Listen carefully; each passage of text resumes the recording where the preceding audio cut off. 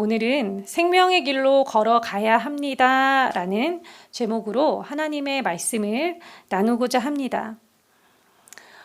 지금 우리 성도님들은 어떠한 길에 서 있습니까? 벌써 2021년을 마무리하는 12월인데요. 2021년을 마무리하는 이 시점에서 내가 지금 서 있는 길에 대해서 좀 생각해보는 시간을 가졌으면 합니다. 2021년을 맞이하면서 새로운 삶을 계획하며 걸어가기로 결단했던 그 길을 향해서 지금도 계속해서 꾸준히 걸어가고 있는지, 내가 그동안에 걸어왔던 길을 돌아보고 또 지금 걸어가고 있는 길을 바라보길 원합니다. 저는 2021년을 시작할 때 하나님 앞에 경건한 자로 살기 위해서 여러 가지 계획을 세우고 결단했습니다. 분당 오륜교회에서 성도님들과 함께 시작한 바이블 챌린지 성경 1독과 더불어서 매일 암송 하나씩 하기, 매일 하나님과의 스토리를 담은 일기 쓰기, 매일 기도 3시간씩 하기 등 여러 계획을 세우고 실천하기 위해서 노력했습니다. 그런데 1년을 마무리하면서 제가 걸어온 길을 돌아보니까 그 계획한 바를 실천한 부분도 있지만 계획한 것을 온전히 실천하지 못한 부분도 있었습니다. 이 계획만큼은 절대 타협하지 말고 꼭 지키자 했는데 계획한 길을 한결같이 온전하게 걸어가지 못했던 제 자신을 발견하게 되었던 것이죠. 아마 우리 성도님들 중에도 저와 비슷한 상황 가운데 있는 분들이 계실 것 같습니다. 혹시나 2021년 계획한 길을 온전히 걸어가지 못해서 아쉬워하시는 우리 성도님들 계시다면 이제 그 아쉬운 마음을 내려놓으셔도 될 것 같습니다. 왜냐하면 감사하게도 우리 앞에는 새로운 시작이 기다리고 있기 때문입니다. 우리의 길을 다시금 새롭게 계획하고 결단하는 시기가 돌아왔기 때문이죠. 며칠이 지나면 2022년을 맞이하게 되는데요. 하나님께서 오늘 우리에게 주시는 말씀을 통해서 어떠한 길이 하나님께서 원하시는 길인지를 분명히 알고 다시금 2022년을 새롭게 계획하고 결단하는 우리 성도님들 모두가 되시기를 바랍니다. 오늘 나눌 본문은 사도행전 2장 후반부입니다.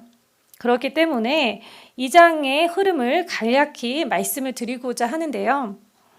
6월절 후 50일째 되는 날이죠. 오순절에 신자들이 모여서 함께 기도하고 있었어요. 그러니까 그곳에는 예수님을 믿는 신자들 뿐만 아니라 각국에서 온 유대인들이 있었어요. 그리고 지역 주민들도 모여 있었습니다. 제자들을 포함한 신자들이 기도를 하는 중에 성령께서 임하셨고 성령 충만을 받은 신자들이 방언으로 기도를 하기 시작했어요. 신자들이 방언으로 기도하는 모습을 본 유대인들은 그들이 세술에 취했다고 조롱을 했습니다. 이에 베드로가 사도들과 함께 서서 소리를 높여 말하기를 시작하는데요. 그것이 바로 오순절 베드로의 설교입니다. 베드로는 구약의 증거를 인용하면서 지금 일어나고 있는 이 성령의 역사, 이 성령 역사와 함께 예수님의 사역과 죽음과 부활을 구약의 성취로 설명하고 있습니다. 즉, 지금 베드로는 복음을 전하고 있는 것이죠. 이 현장에서 베드로의 입술을 통해 선포되고 있는 복음을 듣고 복음을 믿은 많은 유대인들의 삶에는 놀라운 변화가 일어나게 되는데요. 복음으로 인한 유대인들의 삶의 변화를 보면서 복음이 우리의 삶 가운데로 들어올 때 우리의 삶에 나타나는 그 변화는 무엇인지 함께 살펴보길 원합니다. 첫째로 복음을 듣는 자는 회개의 자리로 나아온다는 것입니다. 유대인들은 구약에 예언된 메시아, 즉 하나님께서 이스라엘의 구원을 위해 보내시기로 약속하신 그 왕을 고대하며 기다렸습니다. 유대인들은 로마의 압제 아래에 있었기 때문에 로마의 압제로부터 이스라엘을 구원할 힘 있는 왕을 기대하고 기다렸던 것이죠. 그런데 유대인의 왕이라고 하면서 이 땅에 오신 예수님의 그 모습은 유대인들이 기대했던 그런 왕의 모습이 아니었습니다. 그들이 기대하는 힘 있고 위엄 있고 또 능력 있는 왕의 모습이 아니었던 것이죠. 예수님은 이스라엘의 기대와 같이 힘으로 앞장서서 로마를 향해 전진해 나아간 것이 아니라 오히려 지극히 낮고 낮은 자리로 가셔서 가난하고 소외된 자들을 고치시고 돌보시고 가르치시며 사랑을 실천하는 그런 삶을 사셨습니다. 예수님의 이러한 모습은 유대인들이 생각했던 왕의 모습이 아니었기 때문에 유대인들은 예수님을 자신들의 왕으로 인정하지 않았습니다. 도리어 그들은 예수님께 반감을 품고 예수님을 십자가에 못 박히도록 로마군에게 내어 주었습니다. 유대인들에게 있어서 예수님은 이스라엘을 구원하기 위해 하나님이 보내신 구원자요 왕이기는커녕 신명기 21장 23절의 말씀이죠. 나무에 달린 자는 하나님의 저주를 받았음이라 라는 말씀에 응하는 죄인으로밖에 보여지지 않았던 것입니다. 이러한 생각을 가지고 있는 유대인들을 향해서 베드로가 말씀을 선포합니다. 베드로는 구약의 예언들, 성령의 역사와 예수님의 사역과 죽으심과 부활을 얘기하면서 그가 진짜로 전하고자 하는 복음을 선포합니다. 2장 36절 말씀입니다. 그런즉 이스라엘 온 집은 확실히 알지니 너희가 십자가에 못 박은 이 예수를 하나님이 주와 그리스도가 되게 하셨느니라 하니라. 지금 베드로는 이와 같이 선포하고 있습니다. 너희가 십자가에 못 박은 예수가 바로 너희의 주님, 너의 왕이시다. 즉 하나님께서는 너희들이 못 박은 이 예수를 너희의 왕이 되게 하셨다는 것입니다. 너희 죄로 인해 십자가에서 죽으시고 부활하신 예수님이 주요 그리스도라고 이러한 복음을 선포했을 때에 복음을 들은 유대인의 반응이 어떠했나요? 우리 2장 37절 말씀을 함께 읽겠습니다. 그들이 이 말을 듣고 마음에 찔려 베드로와 다른 사도들에게 물어 이르되 형제들아 우리가 어찌할꼬 하거늘. 상반절을 보면 그들이 베드로의 말을 듣고 마음이 찔렸다고 합니다. 그렇습니다. 복음을 들은 그들에게 나타난 반응은 마음의 찔림이었습니다. 여기서 찔리다로 번역된 헬라어는 카타니소라고 하는데 말발굽에 움푹 파인 상태를 의미합니다. 그러니까 땅이 있는데 그 땅에 말발굽이 움푹 파일 정도라면 그 말의 힘이 얼마나 강했겠습니까? 베드로의 입술을 통해 선포된 이 복음은 듣는 자들에게 그 정도로 충격적이었다는 것입니다. 그곳에는 신자들이 성령의 역사로 방언하는 것을 보고 세술에 취했다고 조롱했던 자들, 또 예수 그리스도를 십자가에 못 박는 일에 직접적으로 또는 간접적으로 동조했던 자들이 있었습니다. 그러나 그들 중 그 누구도 베드로의 복음이 선포될 때 화내거나 그 말은 사실이 아니라고 부인하는 사람이 없었습니다. 복음은 우리의 마음을 찌릅니다. 그렇기 때문에 많은 사람들이 복음 앞에서 양심의 가책을 느끼게 되는 것입니다. 복음을 들은 사람들의 마음에 공통된 반응은 찔림이죠. 그런데 그 찔림에 의해 반응하는 태도는 각각 다르게 나타나는데요. 우리는 성경을 통해서 두 가지의 태도로 나뉘어지는 것을 알 수 있습니다. 첫 번째는 회개입니다. 베드로의 복음을 들은 유대인들이 마음에 큰 찔림을 받았을 때 어떻게 반응했나요? 우리 37절 하반절 말씀 함께 읽겠습니다. 베드로와 다른 사도들에게 물어 이르되 형제들아 우리가 어찌할꼬 하거늘. 복음을 들은 후 자신의 죄를 알게 된 그들은 자신의 죄의 문제를 해결하기 위해서 사도들에게 묻고 도움을 청하는 모습을 보이고 있습니다. 그런데 왜 이러한 태도를 보이는 걸까요? 그 이유는 복음을 있는 그대로 받아들였기 때문입니다. 복음 그 자체를 온전히 받아들였기 때문에 그들은 복음에 대해서 긍정적인 반응을 했던 것입니다. 이에 대해 베드로가 말합니다. 우리 38절 말씀을 함께 읽겠습니다. 베드로가 이르되 너희가 회개하여 각각 예수 그리스도의 이름으로 세례를 받고 죄사함을 받으라. 그리하면 성령의 선물을 받으리니. 유대인의 물음 앞에 베드로는 회개하라고 말합니다. 여러분, 회개는 무엇입니까? 네, 돌아서는 것입니다. 어디서 돌아서는 것이죠? 네, 그렇습니다. 죄에서 돌아서는 것입니다. 그렇다면 지금 유대인들의 죄는 무엇입니까? 예수님을 믿지 않은 것입니다. 그들은 예수님을 나의 주요, 나의 왕으로 영접하지 않았습니다. 지금 그들에게 있어 진정한 회개는 무엇일까요? 예수님을 믿는 것입니다. 예수님을 나의 주님, 왕으로 받아들이는 것이죠. 그렇다면 예수님을 나의 왕으로 받아들인다는 것은 무엇을 말하는 것일까요? 예수님을 나의 왕이라고 입술로 시인하는 것이 예수님을 나의 왕으로 받아들이는 것일까요? 예수님을 나의 왕으로 받아들인다는 것, 즉 그 믿는다는 것은 나의 왕이신 예수님의 다스림을 받으며 사는 삶을 말하는 것입니다. 단순한 입술의 고백이 아닌 우리의 모든 삶에 주님의 통치를 받는 것이죠. 주님의 말씀이 우리 삶의 모든 기준이 되고 행함이 되는 것입니다. 누가복음에 왕의 다스림을 받는 구체적인 삶에 대해 잘 나타나 있는데요. 우리 누가복음 3장을 보면 요한이 회개 세례를 전파했을 때 무리들이 세례를 받으러 나옵니다. 그러니까 세례는 예수를 주로 고백하는 자들에게 주어지는 것입니다. 이 무리들에게 요한은 회개에 합당한 열매를 맺으라고 말합니다.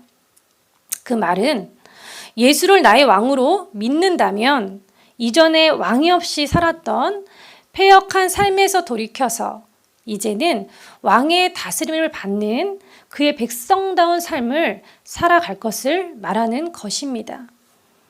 요한의 말에 대해서 무리가 묻습니다.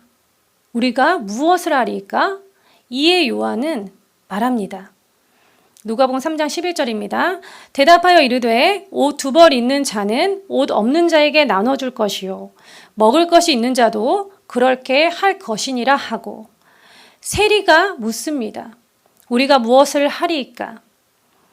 이르되 부과된 것 외에는 거두지 말라 하고 또 군인이 묻습니다. 우리가 무엇을 하리이까? 이르되 사람에게서 강탈하지 말며 거짓으로 고발하지 말고 받는 급료를 족한 줄로 알라. 지금 요한은 묻는 대상에 따라 각각 다른 말로 대답합니다. 각자 다른 삶의 영역에서의 구부러진 것을 지적하며 하나님의 말씀을 따라 바르게 세울 것을 말하고 있는 것입니다.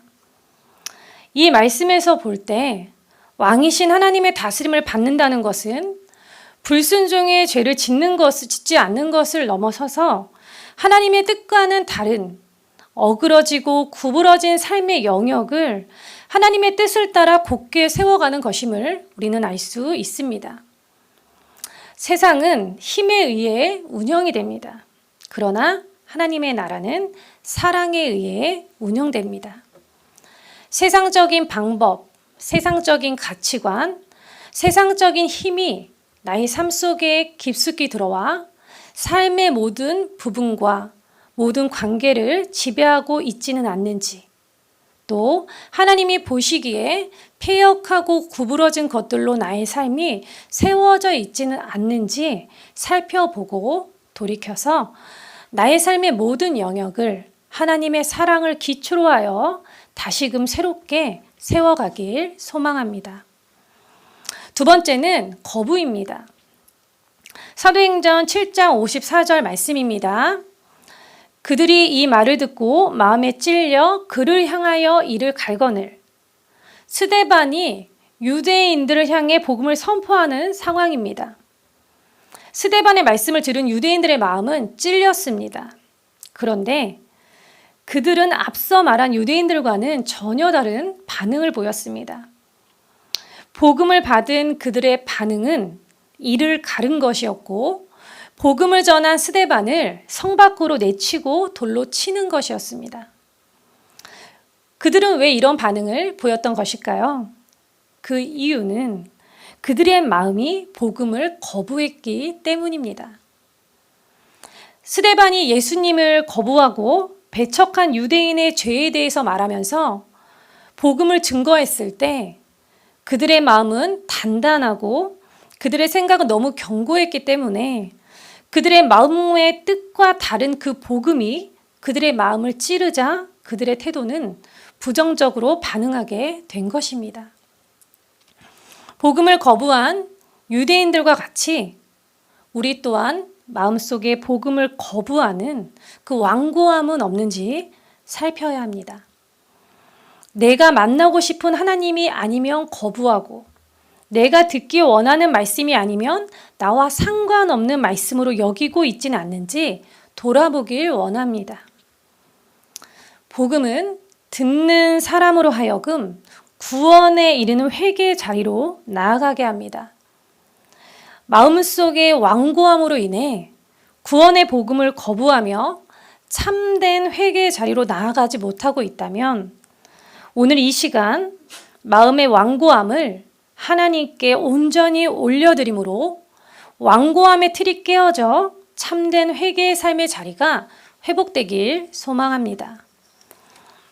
자, 복음이 우리의 삶 가운데로 들어올 때 우리 삶에 나타나는 변화 두 번째는 복음을 아는 자는 구원의 복음을 전한다는 것입니다.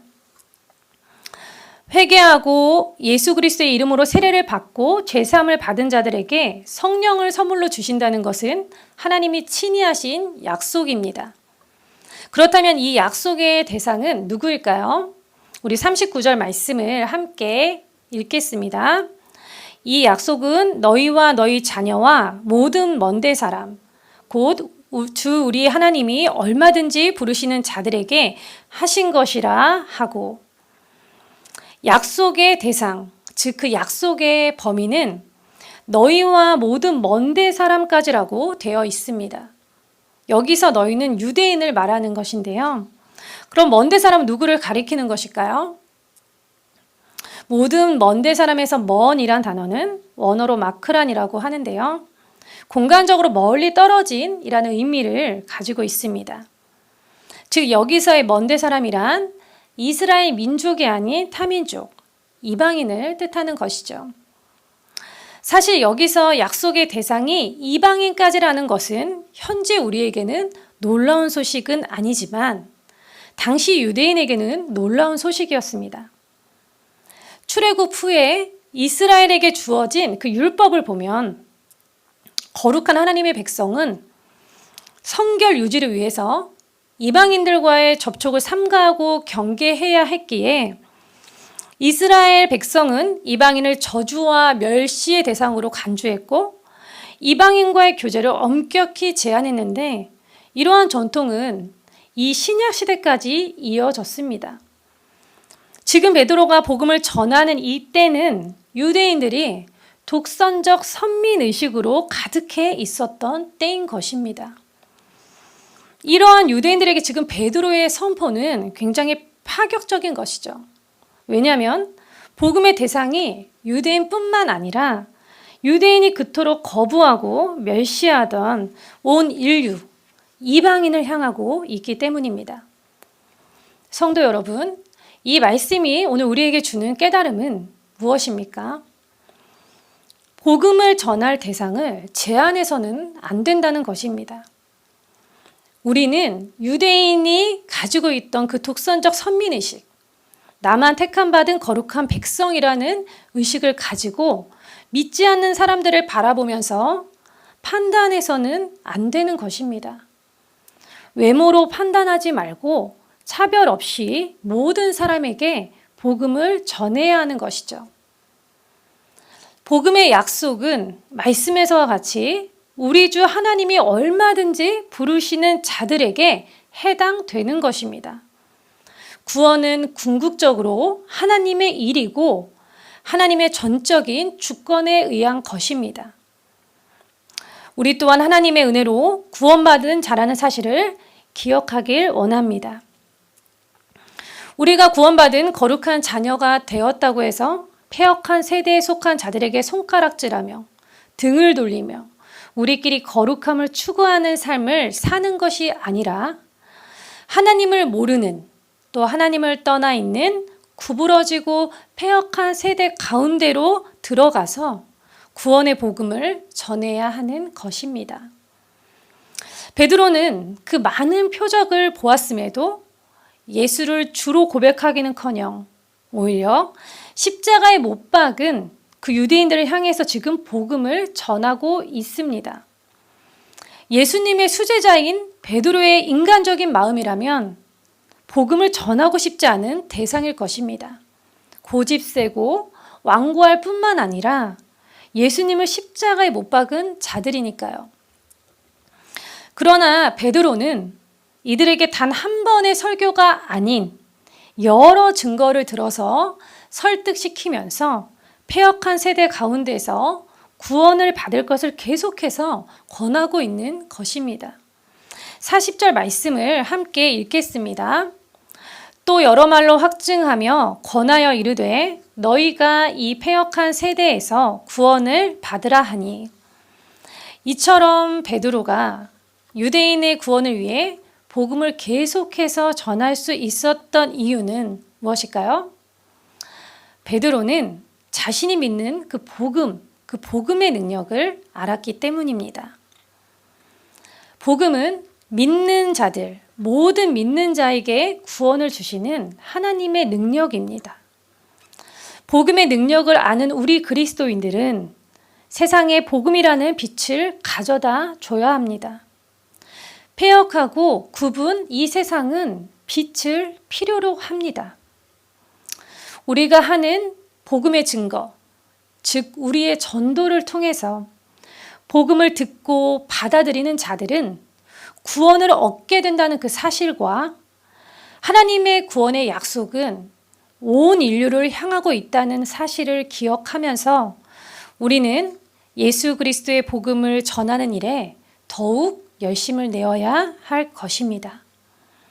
자, 복음이 우리의 삶 가운데로 들어올 때에 우리의 삶에 나타나는 변화 세 번째는 복음을 믿는 자는 성령의 인도하심에 따라 순종한다라는 것입니다.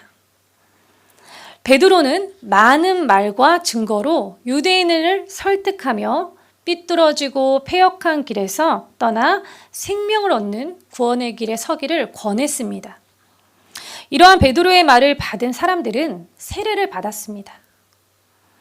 여기서 베드로의 말을 받았다라는 것은 베드로가 전한 복음을 기쁘게 받아들인 것을 뜻합니다.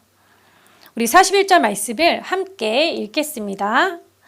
그 말을 받은 사람들은 세례를 받음에 이날의 신도의 수가 3,000이나 더하더라. 베드로가 전한 복음을 받은 사람들은 세례를 받았다고 하는데요. 이처럼 세례는 예수 그리스도가 나의 주요 왕이심을 받아들이는 자, 즉 예수님을 믿는 자들에게 주어지는 것입니다. 이들이 회개하며 예수 그리스도를 나의 주로 믿게 되었을 때 그들에게 주어진 선물이 있었죠. 우리 38절 말씀을 같이 읽겠습니다. 베드로가 이르되 너희가 회개하여 각각 예수 그리스도의 이름으로 세례를 받고 죄사함을 받으라. 그리하면 성령의 선물을 받으리니. 그렇습니다. 하나님의 약속대로 세례를 받은 이들은 성령의 선물을 받았습니다. 그렇다면 성령의 선물을 받았다는 사실을 우리가 어떻게 알 수 있을까요?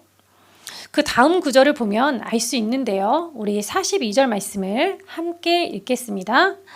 그들이 사도의 가르침을 받아 서로 교제하고 떡을 떼며 오로지 기도하기를 힘쓰니라. 예수님을 나의 주로 믿기 전 유대인들의 삶은 예수님을 핍박하며 그 행하신 일들을 조롱하는 삶을 살았습니다. 그러나 예수님을 주로 믿은 이 유대인들은 어떠합니까? 사도의 가르침을 받아 함께 모여 서로 교제하고 떡을 떼며 오로지 기도하며 하나님을 찬미하는 삶을 살게 되는 것을 볼 수 있습니다. 42절의 이 말씀은 예수님을 구주로 믿고 구원받은 자의 삶, 성령을 받은 자들의 삶이 어떠한지를 잘 나타내주고 있는 것이죠. 이처럼 복음을 믿는 자들은 성령으로 말미암아 이전과는 다른 내면의 변화와 함께 실제 삶 속에 분명한 변화가 있습니다. 예수님을 믿은 시점을 기준으로 인생에 있어 비포와 애프터가 분명하게 나뉘게 되는 것이죠. 복음은 믿는 유대인들의 삶 가운데 역사했습니다. 유대인들은 말씀의 가르침을 지식적으로 받고 간직한 것이 아니라 그 가르침을 받은 대로 순종했습니다. 그렇다면 여러분은 어떠한 삶을 살고 있습니까? 지금 우리의 삶은 어떠합니까? 성령의 인도하심을 따라 말씀에 순종하는 삶을 살고 있습니까? 복음을 믿는다는 것은 지극히 실제적인 것입니다.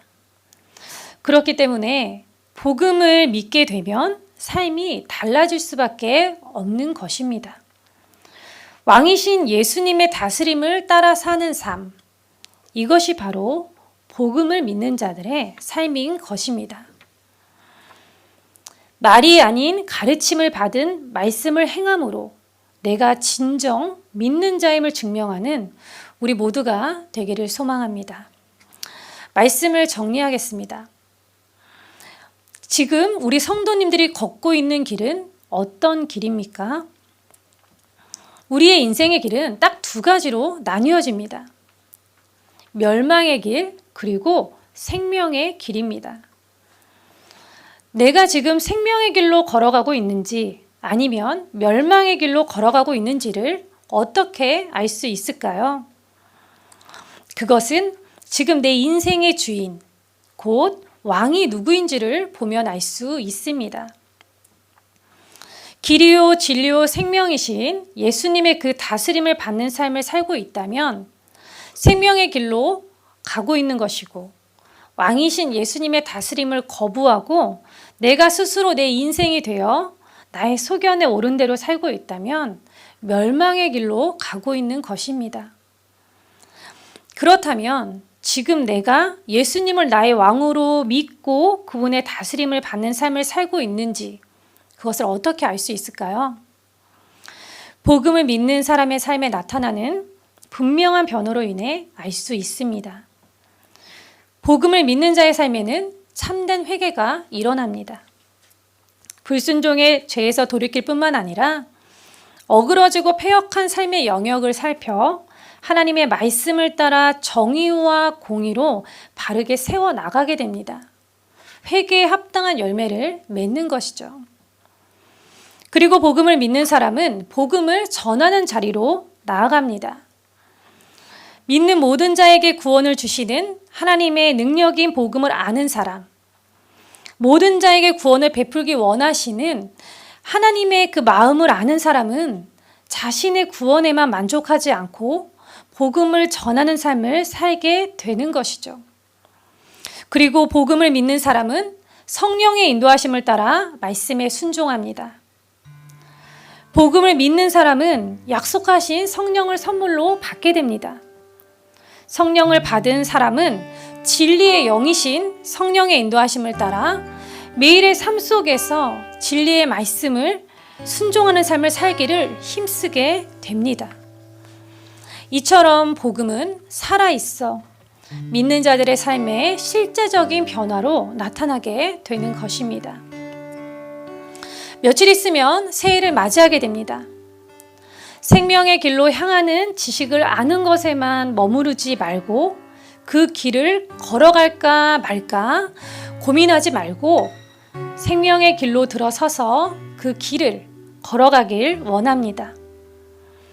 남들이 다 걸어가는 생명이 없는 길을 걸어가지 말고 예수 그리스도께서 걸어가신 길, 성경이 가리키는 생명의 길로 걸어가길 원합니다. 그동안 멈춰있던 회개의 자리, 복음을 전하는 자리, 이웃을 섬기고 필요를 나누고 돌보는 자리, 모이기를 힘쓰며 성도들과 교제하는 자리로 나가길 원합니다. 2022년 생명의 길을 걸어가는 길 가운데 복음의 능력을 경험하고 예비하신 풍성한 하나님의 은혜로 말미암아 참된 회복을 경험하는 사랑하는 우리 분당 오륜교회 모든 성도님들 되시기를 예수님의 이름으로 축복합니다. 오늘의 말씀을 마음에 새기며 함께 찬양하길 원하는데요. 옳은 길 따르라 의의 길 함께 찬양하겠습니다. 길 따르라 의의 길 세계 만민의 의의 길 이 길 따라서 살 길을 온 세계에 전하세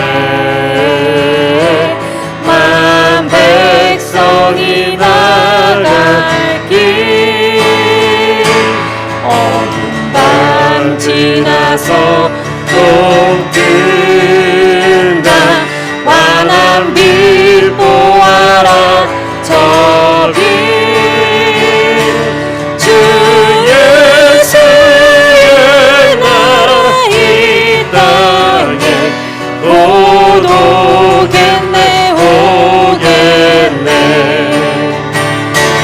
주 예수 따르라 승리의 주 세계 만민이 돌아가 길과 진리요 참 생명 내 창검을 부수고 다 따르라 화평왕 어두운 밤 지나서 또 뜬다 환한 빛 보아라 저 빛 주 예수의 나라 이 땅에 곧 오겠네 오겠네 놀라운 이 소식 알리어라 세계 만민을 구하려 내 주 예수를 보내신 참 사랑의 하나님 만 백성이 따를 길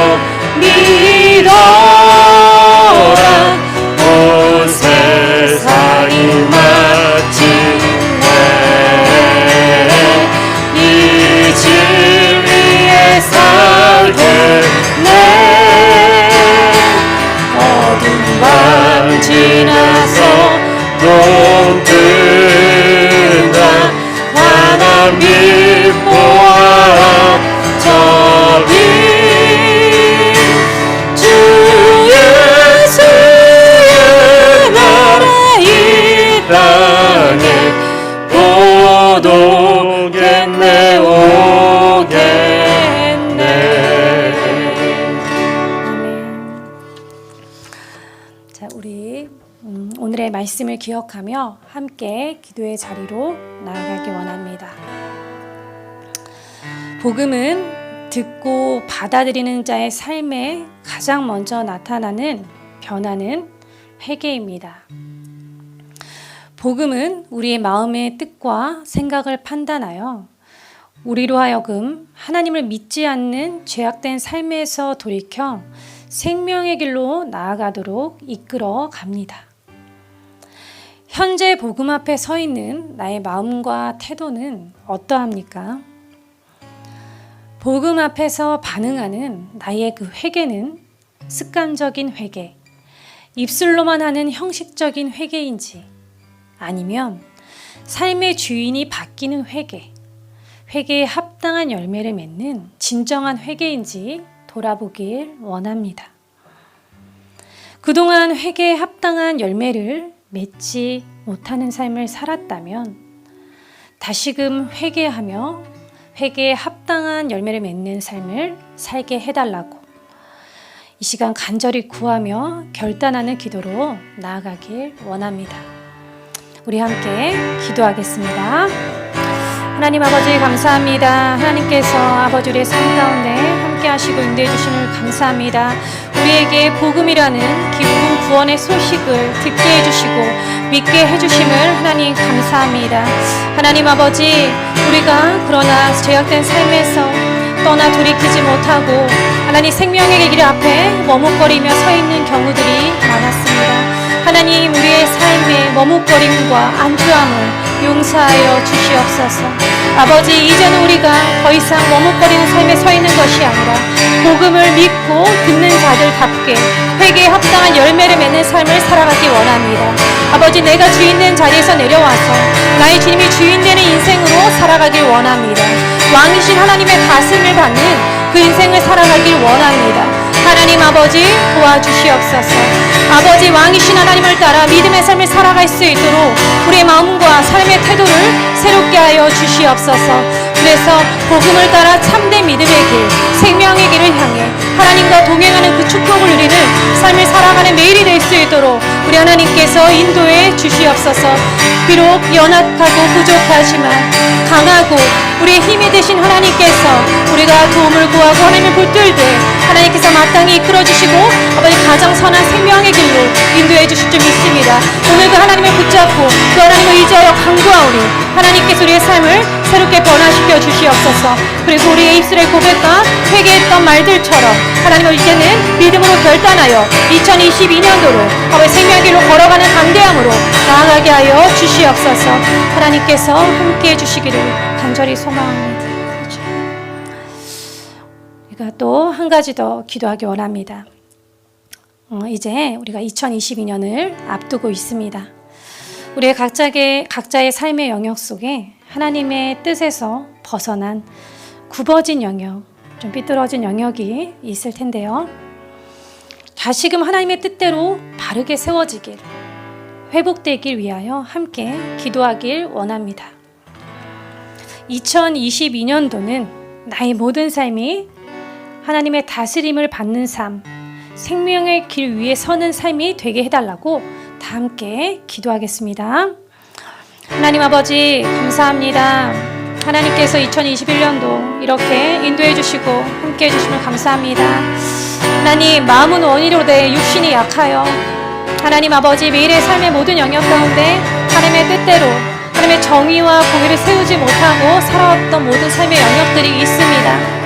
하나님 아버지 이제는 우리의 모든 삶의 영역들을 살펴보고 돌이켜서 하나님 기뻐하시는 주의 공의와 정의로 세워가길 원합니다. 하나님 가르쳐 주십시오. 하나님 보게 해주시고 하나님 알게 해주시옵소서. 그래서 아버지 그 모든 영역 가운데 하나님의 나라를 세워가는 일에 열심을 내는 삶을 살아갈 수 있도록 하나님 도와주시옵소서. 하나님 아버지 죄를 짓지 않는 것을 넘어서서 이제는 우리가 속한 모든 영역에서 하나님의 나라를 세워가는 아버지 그 열심의 삶이 될 수 있도록 하나님께서 함께하여 주시옵소서. 그래서 하나님 2022년도는 하나님의 다스림을 온전히 받는 삶, 하나님의 생명의 길 위에서 온전히 걸어가는 삶이 될 수 있도록 하나님께서 우리의 모든 걸음과 우리의 모든 삶을 주관하시고 다스리시고 인도하여 주시옵소서. 하나님의 은혜를 간구하오니 2022년도로 하나님의 은혜 가운데 걸어가는 믿음의 삶을 사는 우리 모두가 될 수 있도록 하나님께서 은혜를 더하여 주시옵소서. 모든 은혜 하나님을 기대하고 의지합니다. 하나님 도와주시옵소서.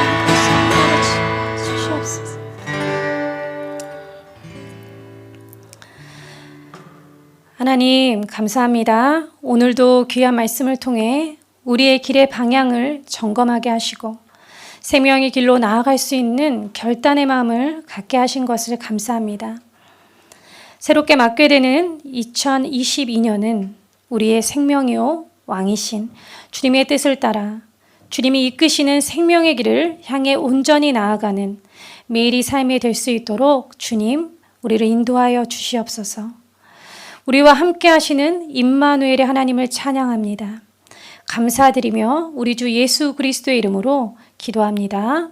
아멘.